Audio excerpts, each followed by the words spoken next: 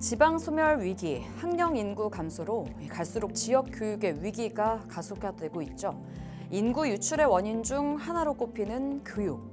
그러나 반대로 교육 여건이 개선된다면 우리 지역 희망을 기대할 수 있지 않을까요? 파워 인터뷰. 더욱 진화된 교육 정책으로 전북만의 학생 중심, 미래 교육을 넘어 대한민국에서 주목받는 교육으로 나아가고 있는 전북특별자치도 교육청 서거석 교육감과 함께합니다. 안녕하세요. 네, 안녕하세요. 네, 올해 전북 교육 다양한 정책을 좀 준비하고 계실 것 같은데요. 도민 여러분들께도 하실 이야기가 많을 것 같습니다. 먼저 인사 말씀 부탁드립니다. 네, 존경하고 사랑하는 도민과 시청자 여러분, 교육감 서거석입니다. 그간 우리 전북 교육에 대해서 보여주신 관심과 성원에 진심으로 감사드립니다. 이제 어느덧 또 새 학기를 준비하는 시기가 됐는데요. 제가 취임한 지 2년 반 동안 우리 전북 교육은 학력 신장과 그리고 교권 보호를 최우선 과제로 삼고 열심히 달려왔습니다.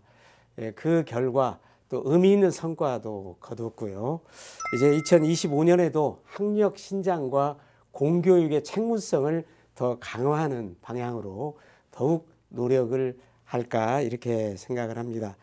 그래서 교사의 전문성을 높이고 특히 소외계층의 아이들 또 특수교육 대상 아이들 또 다문화 아이들 이런 아이들이 제대로 교육받도록 하겠습니다.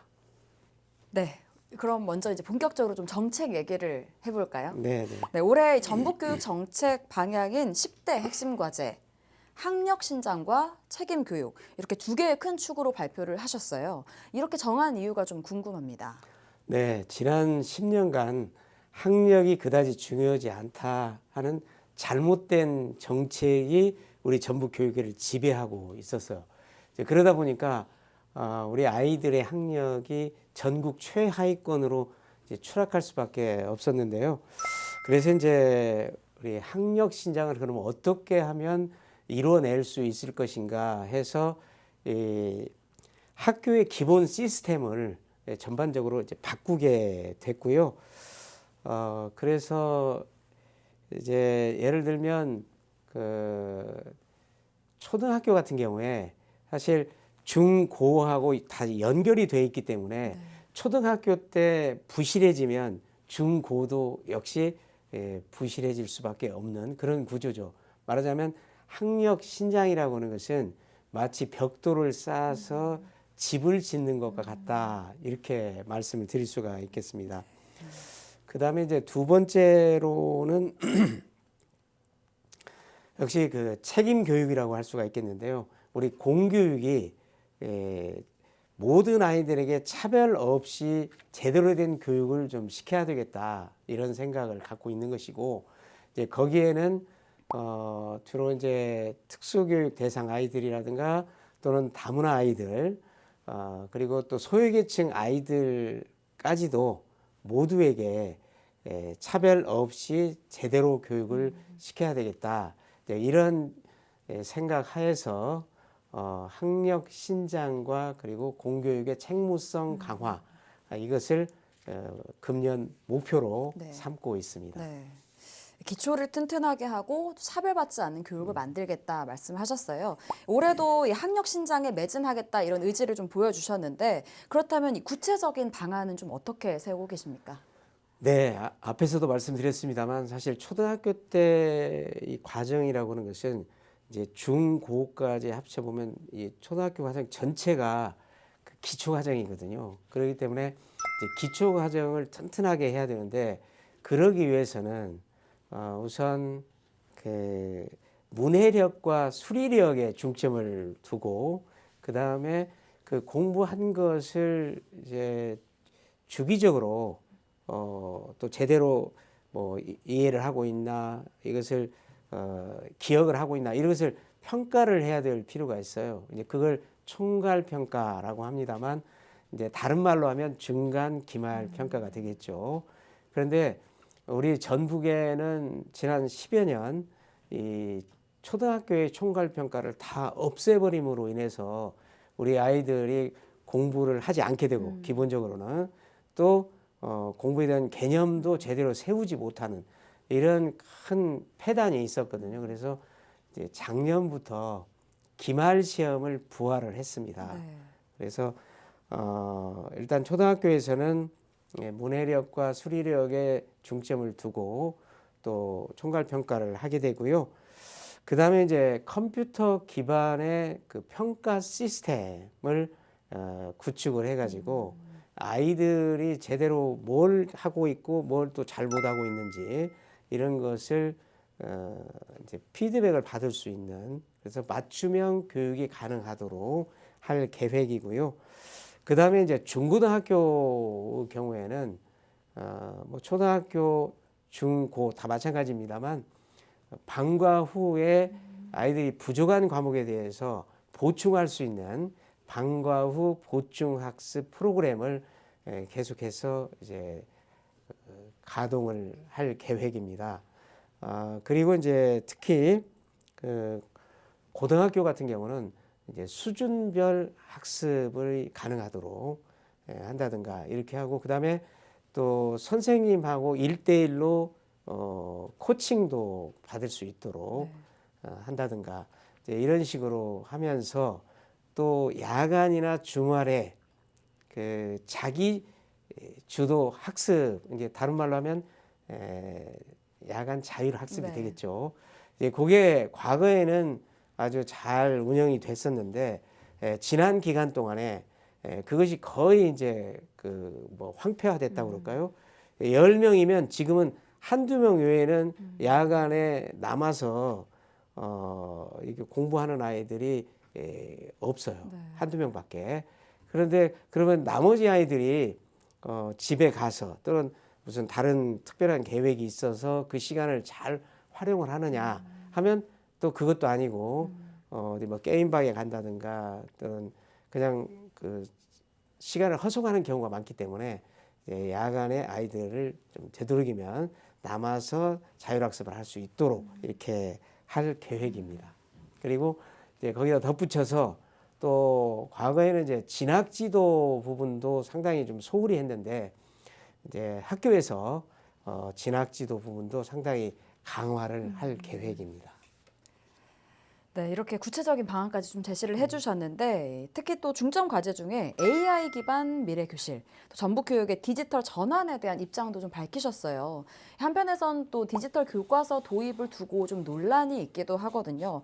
교육감님은 좀 이 부분을 어떻게 보고 계시는지 또 학부모님들께서 좀 이런 정책들을 어떻게 바라봐 주셨으면 좋겠는지 하실 말씀이 있을까요? 네, 그 AI DT라고 얘기하죠. AI 디지털 텍스트북 이건데 AI 교과서가 되겠죠. 원래 지금 예정대로라면 올 3월부터 초등학교 3, 4학년, 중학교 1, 고1 총 4개 학년에 대해서 저기 영어, 수학, 정보 이 세 과목을 이제 디지털 교과서로 전환을 시켜서 수업에 활용하는 걸로 예정이 돼 있었어요. 네. 그래서 사실은 우리 교육청도 이제 그게 만반의 준비를 갖추고 있었거든요. 이제 그것이 가능하기 위해서는 우선 아이들에게 1인당 한 대씩 스마트 기기를 네. 제공을 해야 되고 네. 또 스마트 칠판도 설치해야 되고요. 또 선생님들도 거기에 관련된 연수를 받아야 되거든요. 이제 그런 만반의 준비를 갖추고 있었는데 잘 아시는 것처럼 네. 이제 올 초에 이 AI 교과서를 교과서로 인정할 수 없고 하나의 교육 자료로만 네. 본다. 이렇게 이제 그 방침이 바뀌어졌어요. 그러면 이것이 교육 자료로 인정되는 것과 교과서로 인정되는 것에 어떤 차이가 있느냐. 교과서는 말 그대로 모든 아이들이 수업 시간에 그걸 사용하도록 의무화되어 있는 반면에 이제 교육 자료로만 인정이 되면 이제 교과서는 따로 있고 종이 교과서가 있고 그리고 이것은 하나의 보조 수단으로서 사용이 되는 것이거든요. 그래서 지금 우리 교육청도 이제 교과서가 아닌 교육 자료로 이렇게 사용하는 걸로 일단 방침을 정했습니다만 또 희망하는 학교 또 희망하는 선생님이 계시기 때문에 이제 이 학교와 이런 그 선생님들에 대해서는 저희가 AI 교과서를 제공하는 걸로 지금 그렇게 돼서 신청을 받았습니다. 우리 전북의 초, 중, 고 학교가 약 760개가 있는데 그 중에서 좀 200개 남짓, 200개가 좀 넘는 학교에서 일단 우리 AI 그 교과서를 교육 자료로 쓰겠다 이렇게 신청을 했고요. 또 선생님들도 역시 마찬가지고 이제 학생 수로 보면은 우리 전북의 초중고 학생 전체 중에 약 한 3분의 1 정도 그러니까 거의 한 6만 명 정도의 아이들이 이제 그거를 교육 자료로 사용할 수 있도록 지금 그렇게 돼 있고요. 그러면 이제 앞으로는 어떻게 되느냐? 사실 우리 생활 깊숙이 AI가 지금 들어와 있거든요. 그래서 AI를 비롯한 디지털 새로운 신기술이 이제 우리 실생활에 활용이 되고 있고 뭐 잘 아시는 것처럼 챗 GPT도 지금 적극 활용이 돼 있지 않습니까? 그래서 이제 앞으로의 추세는 결국 이제 디지털을 활용한 AI를 활용한 그런 수업이 이루어질 수밖에 없는 거 아닌가 이런 생각이 들어서 그걸 뭐 서두를 것은 없지만 이제 서서히 준비를 잘해서 그래서 결국 그 방향으로 가는 게 바람직하다. 이번에도 이제 AI 교과서 디지털 교과서로 쓰지 않고 교육 자료로 보는 것은 아직 좀 준비가 덜 돼 있기 때문에 그렇다. 그것이거든요. 네, 이렇게 좀 디지털 교육으로 전환이 되면 또 올해 한 단계 더 성장할 수 있는 전북 교육이 될 것 같다 이런 생각이 듭니다.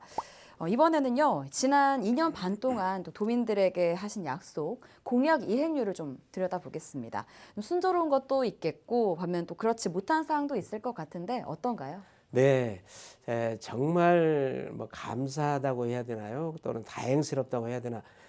저희가 공약으로 내세운 그런 중요한 것들이 일단은 방향이 전부 옳았어요. 그러니까 한 2년 반쯤 지나면 그때 그 공약이 좀 방향이 약간 좀 수정할 필요가 있다든가 이제 그런 생각이 들 수가 있는데 저희가 세운 공약은 뭐 거의 100%라고 해도 지나치지 않을 정도로 올바른 방향을 선택을 했고 그 다음에 이제 취임을 하면서 바로 모든 공약을 시행하는 걸로 착수를 했어요. 그러다 보니까 지금 이제 진척이 되는 추진 속도가 상당히 좀 빨랐고 그래서 지금 작년까지 해가지고 24년까지 해서 한 2년 반 됐습니다. 원래 공약 이행률이 이제 전체 100개의 공약이 있었다면 한 65% 정도만 되면 100%거든요. 그런데 실제로 살펴보니까 한 80% 정도 이행을 해서 한 122% 초과 달성을 했습니다. 물론 이제 세부적으로 들어가 보면 조금 더 속도가 빠른 게 있고 조금 그보다는 못한 것도 있고 편차가 뭐 없지는 않겠지만 전반적으로 보면 우선 옳은 방향에 지금까지 잘 왔다. 그래서 그 무엇보다도 선생님 그리고 아이들 또 학부모님들도 우리가 세운 공약들 대표적인 것이 이제 학력 신장 그리고 두 번째가 교권과 학생 인권의 균형 그리고 세 번째는 미래 교육이었는데 그 세 가지를 비롯해서 뭐 그 외에 아이들 해외 연수라든가 또는 뭐 에듀페이를 제공하는 거 그 외에도 이제 모두를 위한 특수 교육 뭐 이런 것들도 지금 잘 이행이 되고 있어서 그 만족도가 매우 높습니다. 네, 초과 달성 일단 축하드립니다. 또 이제 교육감님께서 늘 소외받지 않는 교육 실현을 또 여러 번 말씀을 해 오셨어요. 그 중에서도 특수 교육 대상 학생들의 교육권 보장을 위해 좀 다각도로 노력하고 있는데 또 이 지원 체계 어떤 게 있을까요? 네, 지금 뭐 잘 알고 계시겠습니다만 우리 전북의 학생 수가 매년 한 8천 명 정도 줄어들고 있거든요. 8천 명이 떠나고 있어요. 그런데 이 특수교육 대상 아이들, 장애가 있는 아이들은 해마다 늘고 있어서 이제 전체 학생 중에 차지하는 비율은 한 2% 되고요. 이제 수로 보면 학생 수가 한 5천 명 정도 되는 걸로 돼 있는데 갈수록 늘어나고 있어요. 그래서 그 이제 초등학교 때부터 그 나타나는 게 아니고 이미 유치원, 어린이집 그 시기부터 이제 특수교육을 받아야 될 아이들이 점차 늘어나고 있다는 게 이제 문제의 심각성이 있는데 그동안에는 이런 특수교육 대상 아이들이 이제 중요한 게 학교에 다녀야 되잖아요. 그러면 등하교 하는데 너무 많은 시간이 걸리게 되면 몸도 불편한데 또 마음도 불편한데 얼마나 힘들겠습니까? 그리고 사실 그 아이를 돌봐줘야 되는 그 부모님들의 그 고충은 그건 경험하지 않은 사람은 상상조차 할 수가 없거든요. 그런데 얼마나 힘들었겠어요.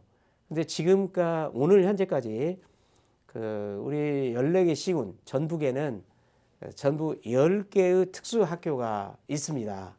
그런데 예를 들면 특수학교가 없는 곳 같은 경우는 거의 뭐 1시간 반 정도 차를 타고서 그 불편한 아이들이 가야 되니까 얼마나 힘이 들겠습니까? 개 중에는 이제 그 대소변을 가리지 못한 제대로 가리지 못한 아이들도 극히 일부가 있거든요.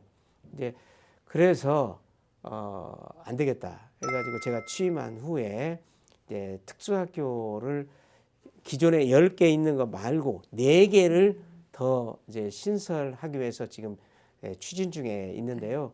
이미 지금 건물이 올라가는 곳도 있고 또 터파기 하는 곳도 있고 설계 중인 곳도 있고 그다음에 마지막 한 곳은 지금 이제 부지를 확정하는 단계에 있거든요. 그래서 전주, 군산 그리고 동부 산악권 지역의 장수 그리고 김제 부안 지역에서 부안에 가까운 김제 이 4군데 특수학교를 지금 설립 추진 중에 있고요. 또 이제 그보다 더 중요한 것이 있다면 사실은 일반 학교에도 이제 그 특수학교까지 세우기는 어렵지만 그러나 소수의 또 그 특수교육 대상 아이들이 있기 때문에 일반 학교에 특수학급을 가지고 있어요. 그런데 종전에는 예를 들어서 특수학급의 정원이 4명이다 그러면 4명이 다 차야만 4명의 아이들이 있어야만 새로운 학급을 신설을 했어요. 그러다 보니까 또 많은 불편이 있었겠죠. 그래서 제가 취임 후에 단 한 명만 특수교육 대상 아이가 있더라도 학급을 신설하자 해가지고 2024년 작년에는 모두 61개의 특수학급이 새로 신설이 됐고요. 또 금년에는 52개의 특수학급을 새로 지금 신설할 예정입니다. 그리고 이제 우리 사회가 또 장애인에 대한 인식을 좀 지금보다 더 지금 많이 옛날보다는 좋아졌지만 더 개선을 해야 되거든요. 그래서 우리 도교육청 소속으로 금년 5월에 이제 장애인 오케스트라를 창단할 예정입니다. 네, 이렇게 많은 노력을 하고 계시는데요. 교육에 있어서 이렇게 소외되고 차별받는 학생들이 없도록 하겠다는 교육감님의 의지가 보입니다. 혹시 더 마음이 쓰이는 이유는 교육감님의 좀 개인적인 경험도 좀 영향을 미쳤을까요? 네, 사실은 제가 이제 이렇게 얼른 생각하면 또 외모도 그렇고요.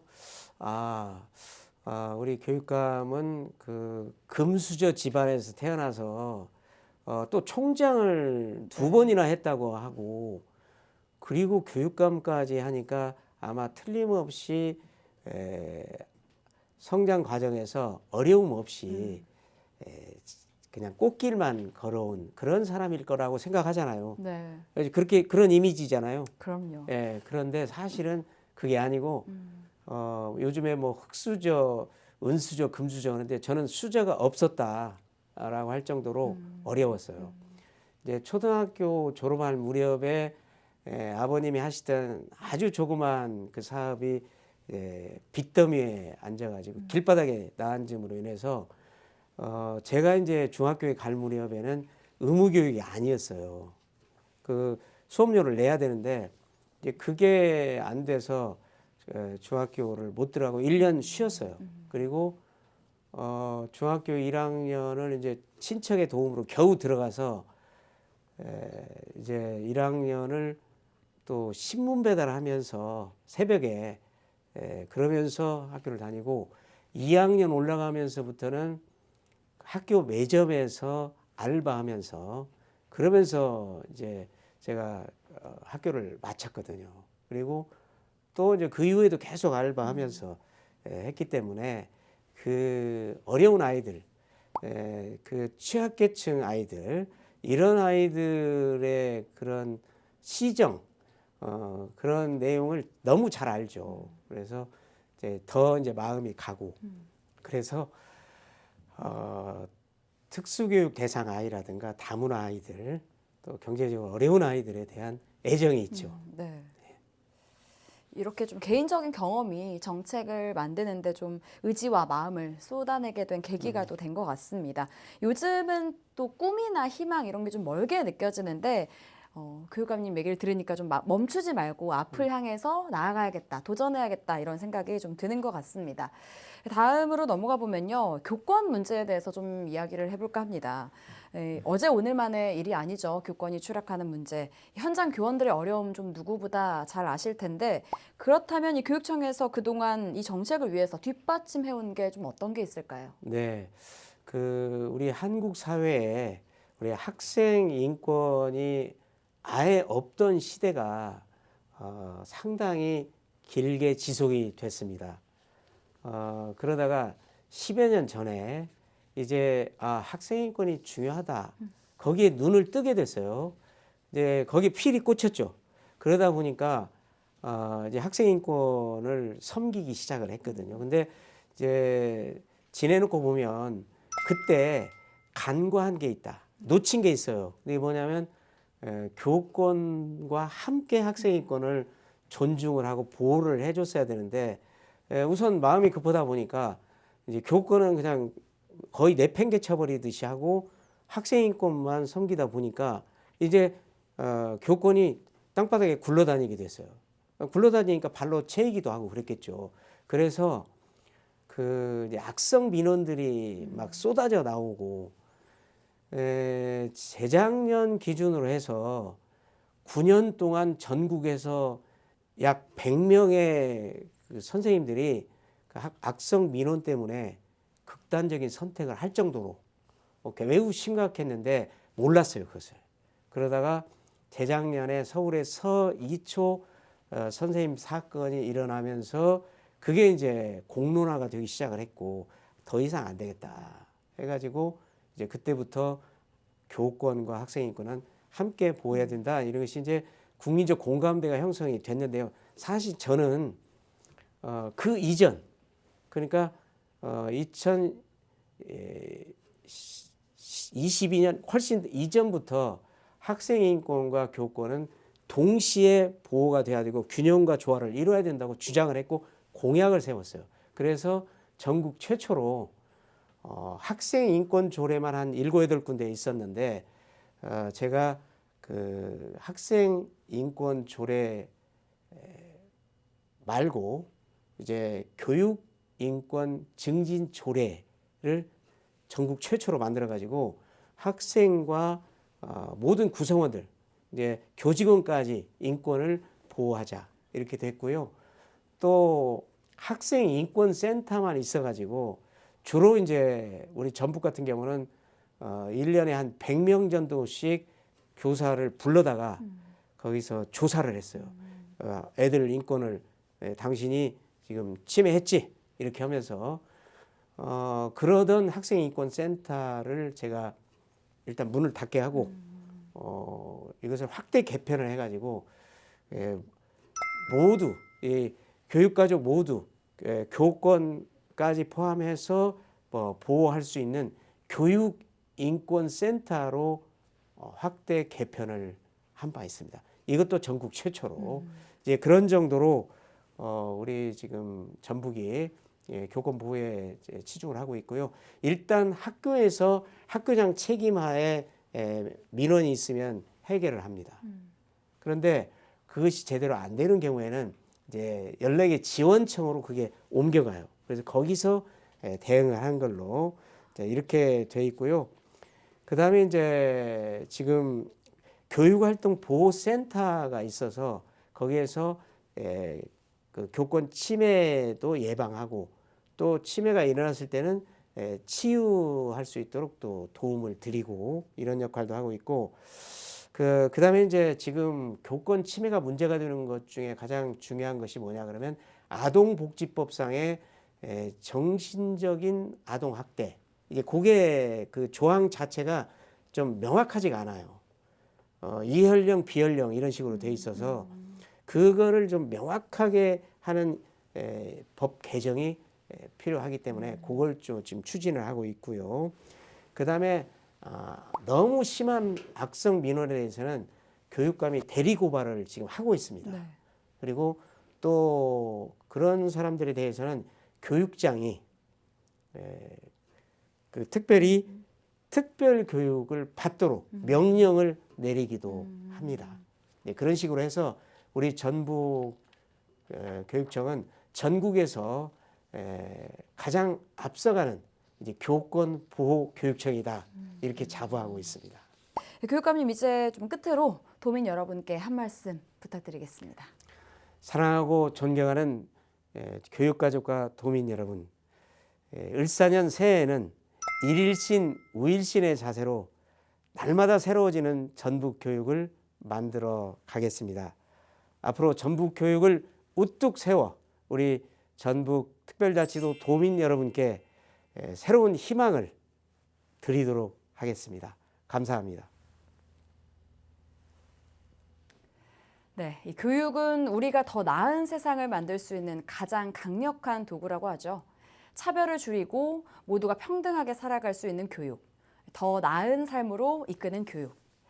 네, 이제 봄입니다. 새봄처럼 설렘 가득한 전북 교육을 기대하면서 파워 인터뷰 여기서 마칩니다. 시청해주신 여러분 고맙습니다.